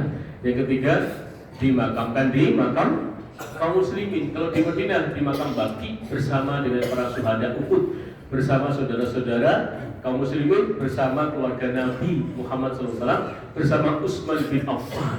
Luar biasa. Ya. Kalau di Mekah ini dikuburkan di Soraya, Bapak Ibu. Ya. Bersama dengan kaum muslimin, ya, diziarahi juga oleh orang banyak, didoakan oleh orang banyak, dan insya Allah anak keturunannya nanti akan datang ke sini. Kalaupun tidak punya uang, punyanya sawah dijual untuk pergi umroh dan haji, namanya umroh haji Wahyu karena sawahnya Wahyu. 7, 8 kepada Ibu ya. Jadi kota Madinah ini Bapak Ibu, kota yang diselamatkan dari fitnah Dajjal. Seperti yang tadi saya sampaikan. Ya, kata Nabi, laisa min baladin illa saya ta'uhud Dajjal illa Makkah wal Madinah. Tidak ada satu negeri pun kecuali akan didatangi atau dikuasai Dajjal kecuali Mekah dan Madinah. Hadis riwayat Muslim di nomor urutan 2943. Sahih maksudnya. Jadi Indonesia dikunjungi Dajjal. Kunjungi Malaysia, Singapura, Filipina, semua negara Bapak Ibu, termasuk Riyadh dikunjungi. Kunjungi Jeddah, dikunjungi Saudi aja dikunjungi Bapak Ibu. Apalagi non Saudi yang tidak hanya 2 kota. Palestina dikunjungi ya? Dikunjungi. Maka Palestina bukan kota suci Bapak Ibu, tapi ada masjid yang suci namanya Al-Aqsa. Kota suci cuma 2, yaitu Mekah dan Madinah. 2 kota suci ini tidak pernah bisa dimasuki Dajjal. Ya. Nah, maka meninggal di Madinah dan Mekah adalah sebuah kemuliaan. Ya. Tidak ada satu celah pun di negeri tersebut kecuali ada malaikat yang menjaganya. Kenapa kok Dajjal nggak masuk? Karena malaikat menjaganya. Kemudian Dajjal datang suatu daerah di luar Madinah yang tanahnya bergaram. Bergoyanglah Madinah 3 kali. Allah keluarkan dengan sebabnya semua orang kafir dan munafik dari Madinah. Jadi nanti Bapak Ibu di akhir-akhir hari-hari menjelang kiamat itu Dajjal turun masuk ke semua negeri dan membuat kehancuran-kehancuran, termasuk ke negeri yang ada apa namanya ya? Bergaram, tanahnya bergaram. Itu di mana kira-kira Bapak Ibu? Yang tanahnya asin itu. Jadi dekat laut mati gitu ya, Bapak dan Ibu sekalian. Nah, kalau Dajjal sudah sampai ke situ, maka Madinah bergoyang. Nah, maka kemudian orang-orang kafir dan orang-orang munafik itu dikeluarkan dari kota Madinah tersebut. Ya. Oleh siapa Bapak dan Ibu sekalian? Oleh Imam Mahdi, terakhir nanti Nabi Isa alaihi salam. Ya. 9 Bapak dan Ibu sekalian. Keutamaan kota Madinah yang ke-9. Kota Madinah itu dijuluki oleh Nabi juga dinamai kota Thaibah. Kota Thaibah atau kota Thaibah yang artinya baik dan mulia. Nabi bersabda, "Innallaha sammal Madinata Thaibah." Sungguhnya Allah menyebut kota Madinah dengan nama Thaibah. Nah, maka 2 kalimat ini Bapak Ibu yaitu Thaibah dan Thaibah merupakan kata turunan dari kata at-thayyib yang artinya baik. Kedua kata tersebut menunjukkan makna yang baik. Jadi kedua kata itu adalah kata yang baik yang disematkan sebagai nama bagi sebuah tempat yang baik pula. Maka Madinah itu disebut kota yang baik, yang sebelumnya bernama Yasrib. Ketika masih namanya Yasrib, banyak penyakit, banyak kejahatan, kadangkala tumpah darah. Nah, maka begitu hadir Nabi ke kota ini, kemudian kondisi kultur masyarakat berubah menjadi lebih bagus, sivilisasinya terjadi gitu ya, Bapak Ibu, lebih manusiawi, maka kemudian perangai penduduknya berubah menjadi baik, maka julukannya berubah menjadi kota yang baik, disebut dengan kota Toibah atau Tobah. Nah, maka nanti kalau Bapak Ibu ke Madinah, banyak toko-toko nanti tulisannya Toibah gitu ya. Nah, itu dijadikan juga nama toko. Terakhir Bapak Ibu, yang ke-10. Sebenarnya banyak, tapi saya ringkas 10 saja ya, dari keutamaan kota Madinah.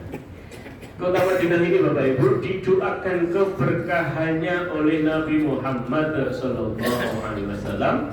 Antara lain doa yang berbunyi, diriwayatkan oleh Imam Muslim, berbunyi Allahumma barik lana fi samarina wa barik lana fi madinatina wa barik lana fi sa'ina wa barik lana fi muttina.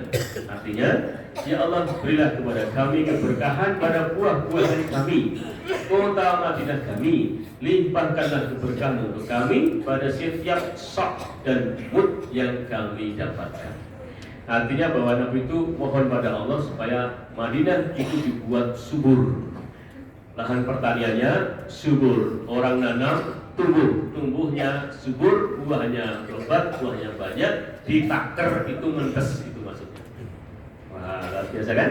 Nah, maka Bapak Ibu, kebun paling baik untuk kurma di antara Mekah dan Madinah itu berada di Madinah.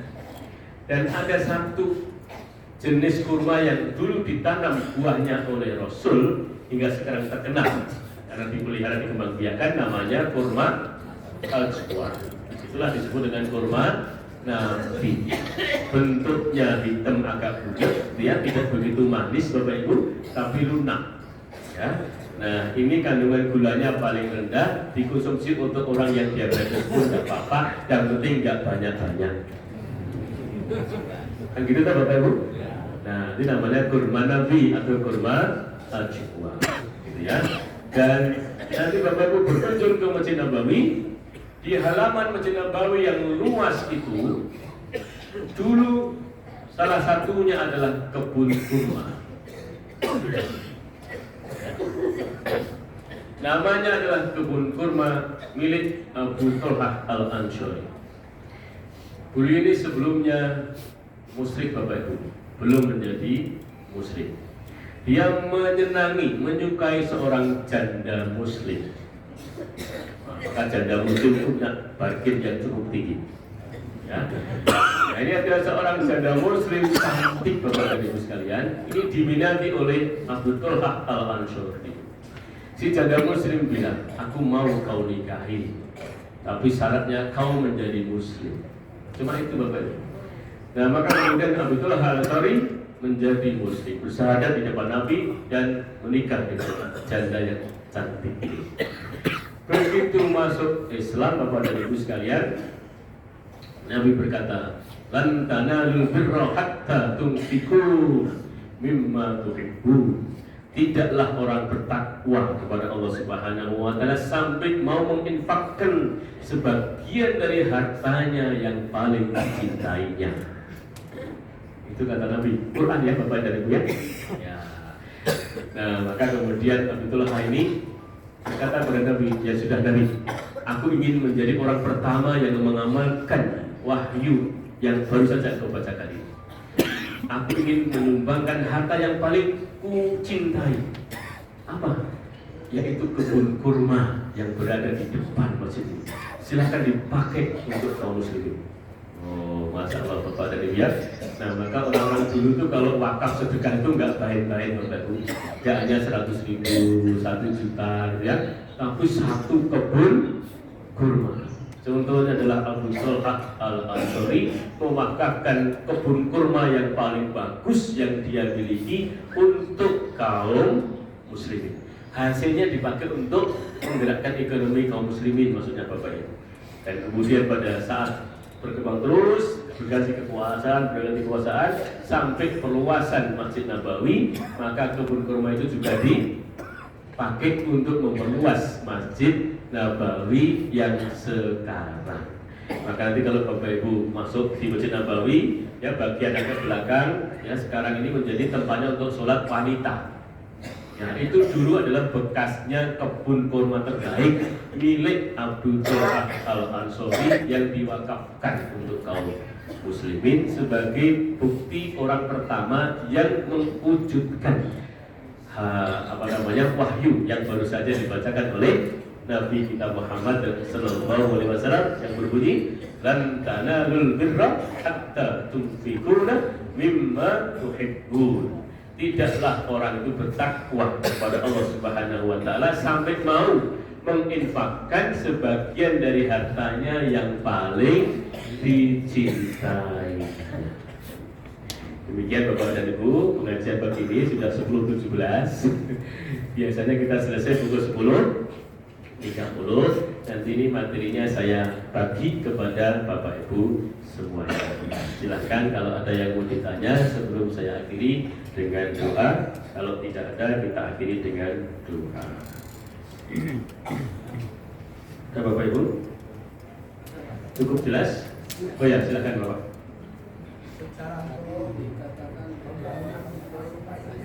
Sebentar Pak, satu-satu Pak. Ya. Hanya 300 meter persegi. Ya.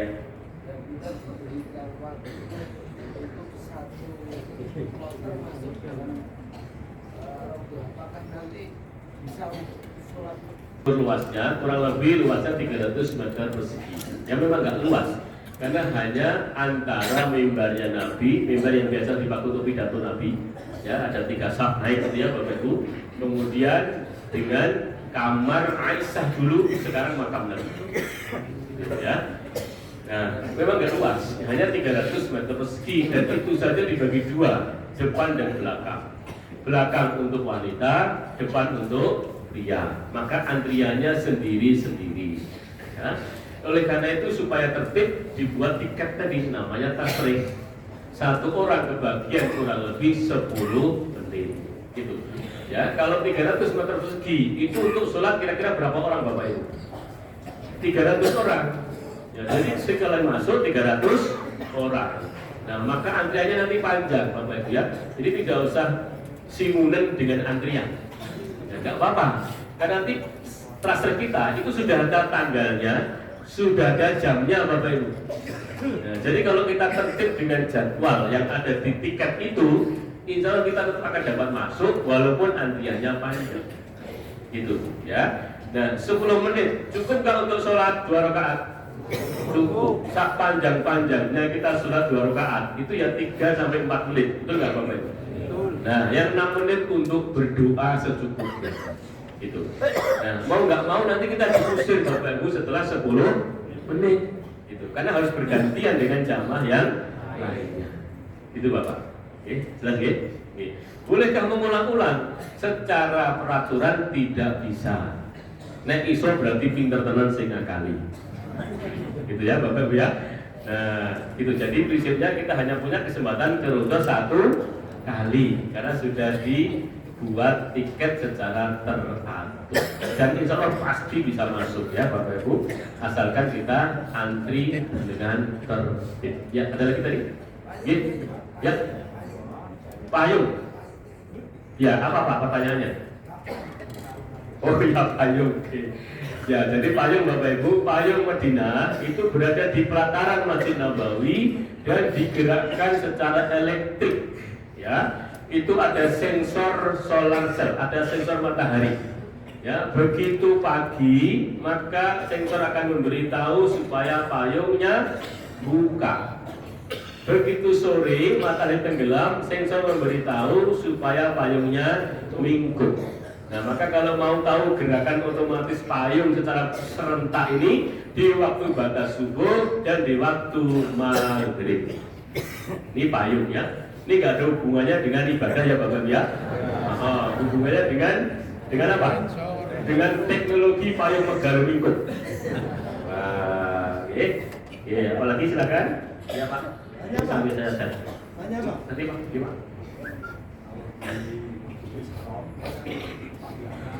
Saya 100.000 kali. Kalau sholat di musola ini berapa kali? Nah, Bapak Ibu ingin jawaban yang benar atau jawaban yang menyenangkan? Kalau jawaban yang menyenangkan, kita ikuti fatwa ulama. Sebagian ulama mengatakan bahwa sholat di area haram itu disetarakan dengan sholat di Masjidil Haram. Nah, maka kalau dalam rangka menenteramkan hati, ikuti pendapat ulama ini. Tapi kalau Bapak tanya saya, hadisnya ada enggak Pak? Saya enggak menemukan. Nah, ya, begitu Bapak Ibu. Maka kita itu Bapak Ibu saya sering menyampaikan toh, ibadah itu jangan mengumpul-ngumpulkan pahala. Ibadah itu dalam rangka untuk mencari ridho Allah. Bapak Ibu, ya saya terus terang saja, saya juga tidak tiap hari bisa ke Masjidil Haram Bapak Ibu. Kenapa? Ya karena saya harus hemat energi saya. Setelah haji, saya 3 hari berturut-turut menemani tawaf ifadah. Capek juga, saya manusia biasa Bapak Ibu. Ya, nah sehingga saya harus istirahat cukup Bapak Ibu. Ya, maka kadang-kadang saya sholat di sini, ya kadang-kadang saya sholat di sebelah, di masjid sebelah. Ya, supaya ada variasi saja menurut saya Bapak Ibu ya. Kadang-kadang di musola ini, kadang-kadang di masjid sebelah kita jalan kurang lebih 5 menit lah sampai ya Bapak Ibu. Dan itu ada masjid, bisa nyebrang, bisa enggak gitu ya di situ. Kalau sempat ya saya baru ke Masjidil Haram. Istri saya beri kebebasan. Silahkan kalau mau tiap hari ke Masjidil Haram. Saya izinkan, tidak saya larang. Itu Bapak dan Ibu. Jadi supaya semua bisa berjalan. Karena tugas saya dengan tugas istri berbeda. Tugas istri saya kan peserta haji biasa, tidak punya tanggung jawab untuk bimbing. Saya harus memastikan jamaah saya harus ibadah semua. Siapa yang belum saya cek. Siapa yang masih rendah. Tidak hanya yang Sleman, yang kota, yang Bantul, yang Purwokerto. Siapa yang belum? Saya tanya toh Bapak Ibu. Nah, maka energinya harus kita simpan supaya tidak habis. Maka tidak tiap saat saya bisa juga ke Masjidil. Maka saya husnudzon, Allah tahu dengan apa yang kita lakukan. Gitu ya, Bapak dan Ibu. Cara mendekatkan diri kepada Allah tidak harus dengan sholat yang ada di Masjidil Haram. Bapak bisa tadarus di sini, belajar tingkatkan ilmu untuk baca Quran, untuk ilmu agamanya, untuk sholat sunahnya. Sholat sunah terbaik di masjid atau di hotel atau di rumah? Di rumah. Justru sholat sunnah itu terbaiknya di rumah. Kalau di sini berarti di hotel, bukan di masjid.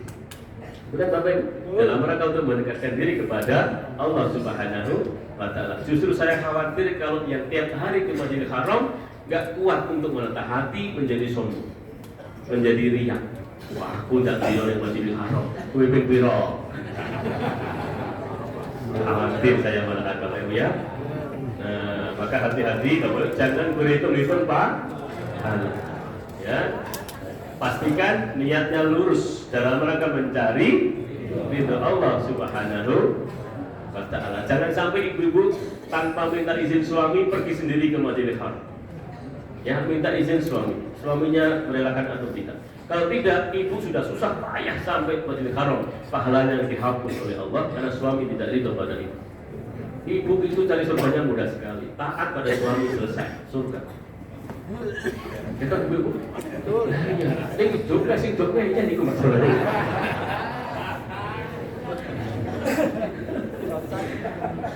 Terus saya lebih kurang menang-menangan loh, gitu. Nah, tapi kan begitu ya. Oke, ada lagi? Tadi ada yang mau tanya? Oke, Pak.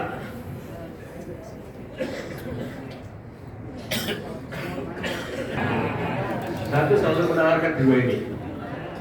Kalau ingin jawaban yang menyenangkan Bapak Ibu, triknya saya juga hanya mengikuti apa yang disampaikan oleh Ustadz almarhum Profesor Yunal Ilyas ya, dan penerusnya namanya Ustadz Fatur Rahman Kamal. Untuk hadis-hadis motivasi, jadi hadis-hadis yang makannya, yang isinya itu tentang motivasi, tidak perlu dicari secara detail sanadnya, sahih atau tidak. Jangankan kok hadis, kata-kata mutiara saja dipakai.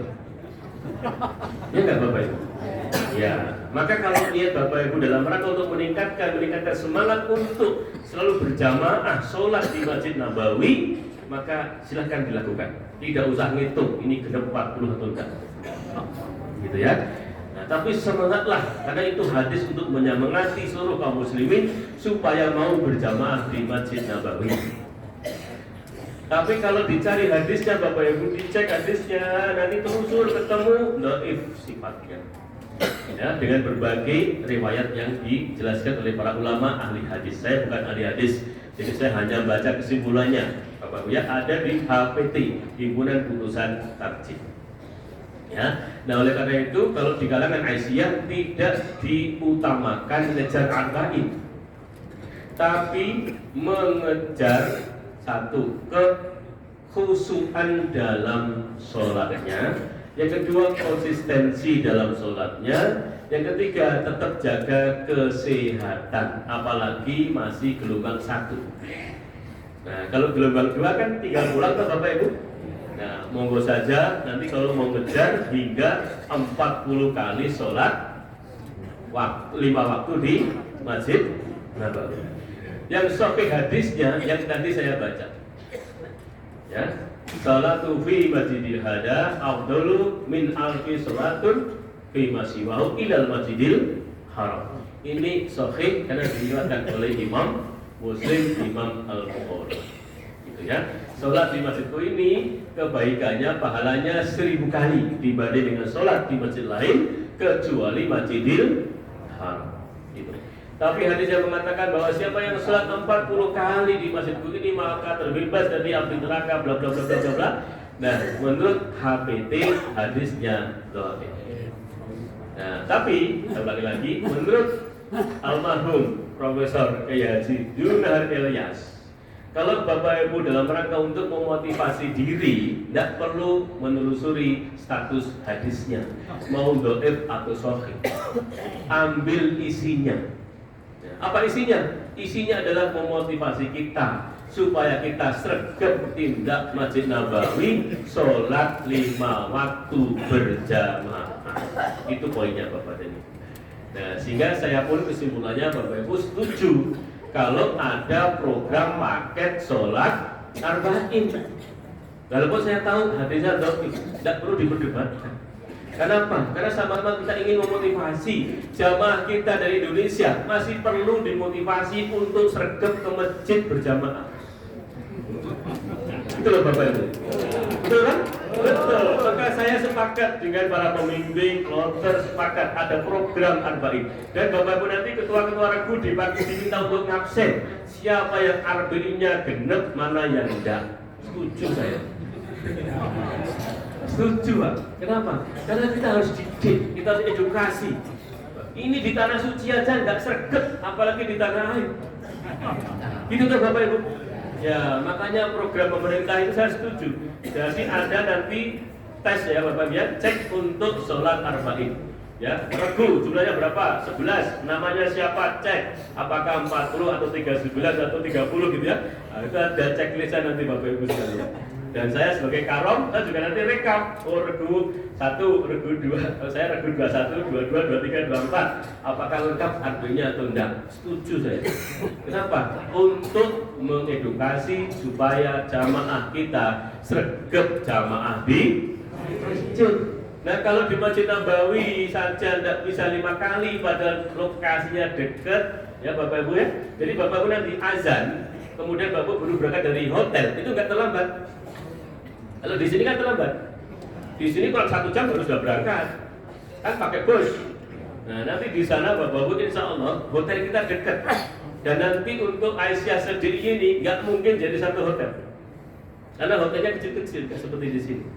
Ya, nah maka pengajian bersama kita ini ya cukup di sini Bapak Ibu. Di Madinah belum tentu bisa maksud saya, ya karena hotelnya kita belum tahu apakah bisa jadi satu atau enggak. Ya, jadi nanti azan Bapak berangkat itu belum terlambat, paling tidak bisa sampai pelataran Masjid Nabawi ikut sholat jamaah, kan masih terhitung Bapak Ibu. Ya, nah jadi kita edukasi ya bahwa bisa sholat 5 kali 1 hari di Masjid Nabawi. Nanti sampai rumah kok tetel loro, ya apa-apa.